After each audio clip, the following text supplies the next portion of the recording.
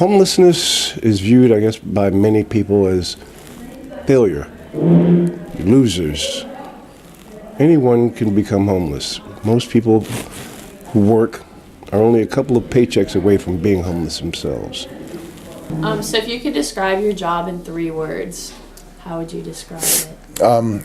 Adaptive, I think, extremely interesting, and educational. Those 3 words. Describe my job in 3 words.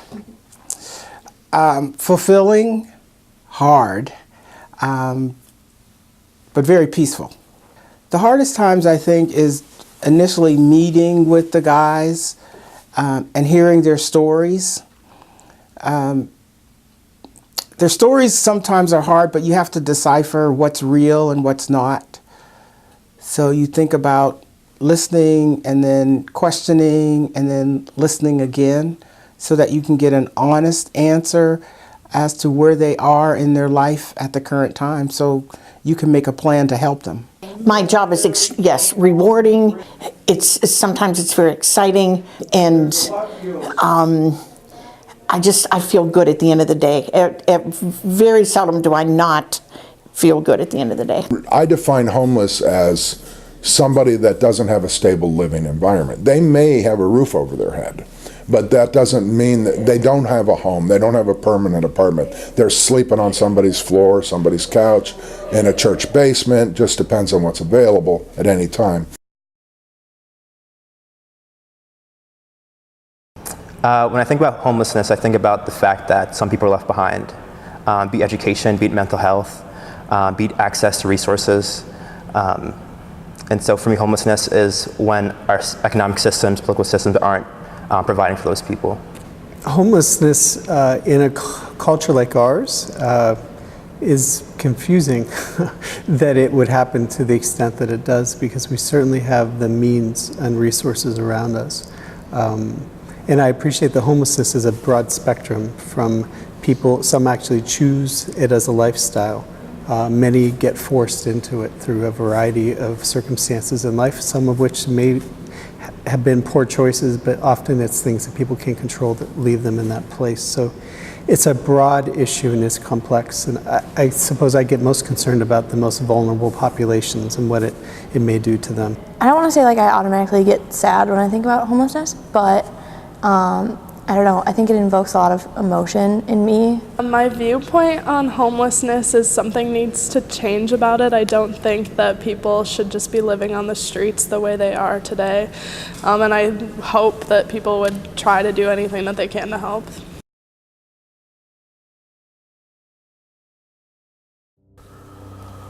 Before what brought me to the homeless shelter, I was really heavy into drugs. Oh, I did so many drugs that would make any normal person, well, I don't know how normal people are anymore, it would make them look at me like I was a castaway, like a black sheep.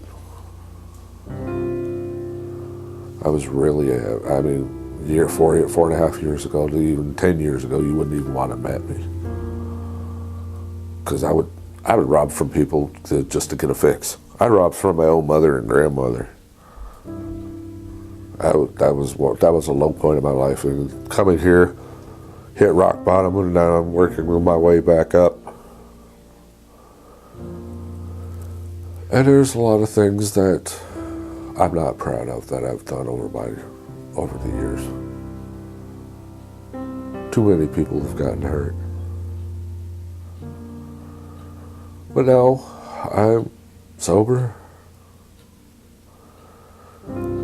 Try to keep to myself usually. I am so glad I don't do drugs anymore. It's like, hey, you wake up every morning not wanting to get a fix. My fix now is the man upstairs. I became homeless almost a year ago. It's through my own fault. And this theory of pulling oneself up by one's bootstraps is still around. Many people want to work. There are so many people looking for work. Here, they're in Erie. There are jobs. But the problem seems to be passing the drug test. If you really want to work, you can find a job. But I don't. I have an income from the government. I'm disabled, and I'm a disabled veteran, so my income is fixed. I don't have a home right now because I'm still looking, but that's only temporary. At some point, we all need a hand up, not a hand out. You see people standing out on the corner, hey, you got any spare change? Can you give me this or can you give me that? And there are so many people who are generous. Erie is probably one of the best cities in the country. If you go hungry in this city as an adult, that's sad. The city mission, the Emmaus Soup Kitchen, downstairs here at the upper room, they serve breakfast Monday through Friday. So there's food to be had. My husband was laid off. The job that I had, I lost. The company went into, if I remember correctly, they went into bankruptcy. Ron was on unemployment, but the problem was, and we were doing nicely. You know, he had a job that paid, the unemployment paid nicely. We were able to do stuff. I got a part-time job, excuse me, and we weren't doing badly. But at the end of unemployment, the extended benefits didn't come through, and those are all federal dollars. And the federal government did not think that there was enough homelessness, or enough poverty, rather, to warrant extended benefits. So we had nothing. And we ended up staying in the car. We stayed in the car for 5 days. The only reason that we got out of the car was that we ended up seeing a gentleman from OCY, Office of Children and Youth, and he told us that they gave us a week at a motel at the El Patio and told us if we did not have something, find jobs and, you know, find a place to stay, that they would take the children. And so we did what we needed to do. So what would like a typical day look like for you?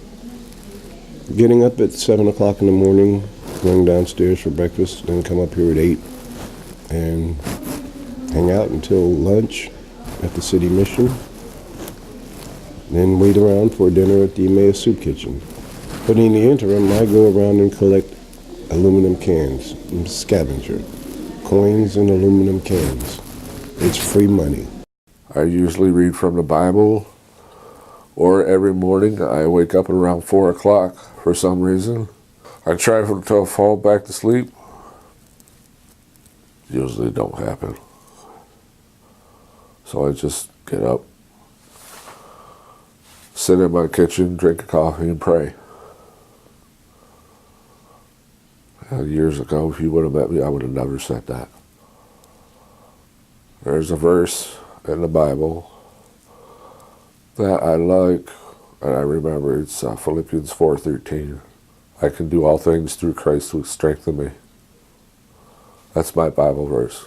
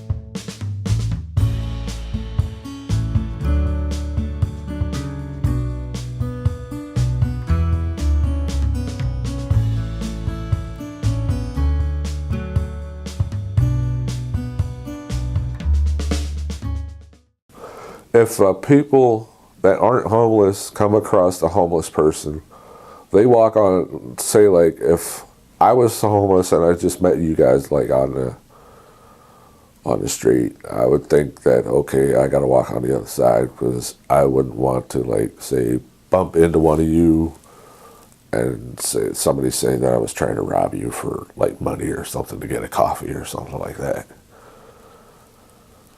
There's a lot of big stereotype about homeless people out there. They think everybody thinks that aren't homeless, that they sleep on park benches. Well, some of them do, or sleep outside in like tent cities or stuff like that, when they know there's shelters like this. Well, I think there's a stigmatism that they think that, you know, and some of it is true. There's a lot of mental health. There's a lot of drug and alcohol with tuned to a person who's deemed as homeless. And I think that's what people want to focus on. But we have a lot of individuals who are homeless, who are educated, and life just sent them a curveball. And so the struggle is, how do you recover from life throwing you a curveball? And people need to realize that there are individuals that have the title of being homeless who are educated and who are just down on their luck, and they need a break, and they need our system to help them get stable so that they can resume their lives. Homeless, to me and to a lot of people, is when you lose your home and you say, I'm going to move in with my sister, that makes you homeless. And from a very technical standpoint, because you're actually sharing a room with a family or a friend, but it's not actually your home. So really, people should realize they're really only 1 or 2 paychecks away from being homeless and possibly out on the street. Basically, like, people that no one really wants to come up to, like, just gross. Like, people find them disgusting and probably have like diseases is what people think they have. I think people think about homeless people that they're lazy, that they kind of have no initiative to make their situation better, and I think that's wrong. They think that they're all drug users of some sort. Also, they might think that being homeless is kind of only due to the fact of the person themselves, that there's no other factors that contribute to them being homeless. I mean, people look at it and say, like, well, you should be able to go out and find yourself a job. You should be able to go and do these things, like, you have 2 hands, 2 legs, blah, blah, blah. But it's not that simple. You're not always given those resources. You don't always know where to begin. You don't always have the support you need. So I guess unworthy, and sometimes lazy sometimes, things like that. When you don't have the means and resources, it's really hard to get together the basic things needed to get a job. Some people might not even have proper identification. Some, or a certain percentage, certainly struggle with mental illness, which is something our culture ought to be supporting, not punishing. And you know, addiction and other things are certainly part of the picture too. And once again, in those cases, we need better systems of support, but leaving people to fend for themselves on the street doesn't seem to be the best scenario for that. One of the things that has disturbed me for years is the way folks perceive individuals that are homeless. Folks are not homeless because they want to be. It's not a choice. Not a choice per se, in that I'm going to hang out in the street as opposed to trying to find an apartment. That's not the deal. Folks are homeless because they are unable to rent a place to live. They do not have the references that a landlord would want. There's a variety of reasons. Well, one of them is talk to a homeless person. And in my experience, they're very willing to talk. Maybe, I remember visiting people at St. Patrick's Haven. By the end of the day, many of them were so tired. The mileage they would put on and the stress of their day, they're just exhausted. But when I found them with the energy to talk, they had fascinating stories. These were real people. In some cases, when I got to know them, I realized I was only a couple bad breaks away from being in the same shoes as them. So people create these separations between themselves, and they start labeling this group and making pretty unfair assumptions about what type of people these must be. They each have their own story, like we do. So yeah, part of the challenge is we culturally keep ourselves separated. Those who have means and wealth tend to live and shop, recreate, carry on their lives in places where they don't have to look at and acknowledge, and they try to avoid homeless people. I think our lives would all be better if we mixed a bit more, if we were willing to get into the places where people who are struggling live and understand those realities instead of making assumptions about them. Definitely one, getting rid of the stereotype that it's kind of caused by the person themselves. Creating more access to education, more access to government programs that help people in homeless situations, helping provide housing. One of the ways you can break those stereotypes is getting involved with combating homelessness in a way, like volunteering at shelters or soup kitchen. When you think of homeless, you just think of the word, but it's kind of hard to think of like the people too. So getting, direct contact with the people that are homeless and learning more about their struggles and what got them to be where they are today.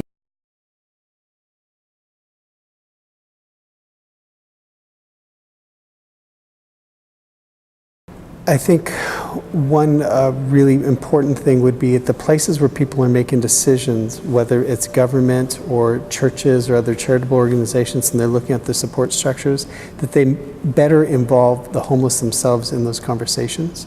Those who are previously homeless or currently homeless, to understand what are the current challenges, the logistical realities that people are facing, what's keeping people from moving forward in life, and better understanding that, I think, would certainly help. But all we can do, and as human beings, is be compassionate with our other human beings and help them. We can't determine their decisions for them. And honestly, it becomes a mission of love. It becomes a mission of dedication. It's time to change that. I sit on the Housing Alliance board, and we would like to change the way people perceive homelessness. There's very few communities that just don't understand that. And the really sad part is that a lot of them are religious communities, and they don't get it. They really don't. It's not going to ever go away. The poor will be with you always. Jesus told us that. But compassion, hope. There's hope, there's life, there's breath, there's hope. And we can proceed, we can work together. We are all in this together. No one is better or worse than anyone else. If you like me, you like me. If you love me, you love me. If you don't, hey, I can't do nothing about it. I just want people to know I'm not an outcast. I'm just like you. I'm different, but I'm like you.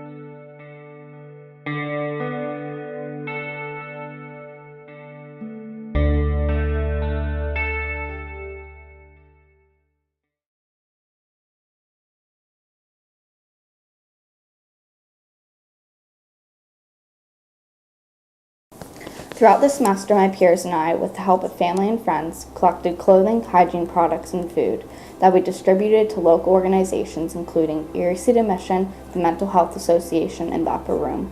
Without a specific number in mind, we collected and donated over 150 bags, which was beyond what we could imagine, and we could not be more grateful. Donations can help meet the basic needs of individuals, but it does not meet the overall goal of reducing this prominent issue. We need to move away from charity to justice, which requires us to advocate for policies and practices that provide opportunities for people to meet their basic needs. As social workers, we understand that charitable actions such as donations and volunteering are crucial to meet the short-term goals related to homelessness. Throughout this project, we came to the realization that we need to begin focusing on the long-term goals. One way we can meet the long-term goals is to advocate for policy change in regards to affordable housing. The lack of affordable housing in our country is the primary reason that we see so many homeless families. Contrary to popular belief, many homeless people are employed. We need policy to ensure that the individuals who are working full-time or multiple part-time jobs can not only afford housing, but can afford adequate housing. Housing must be viewed as a basic human right in order to put policies in place that would greatly reduce homelessness.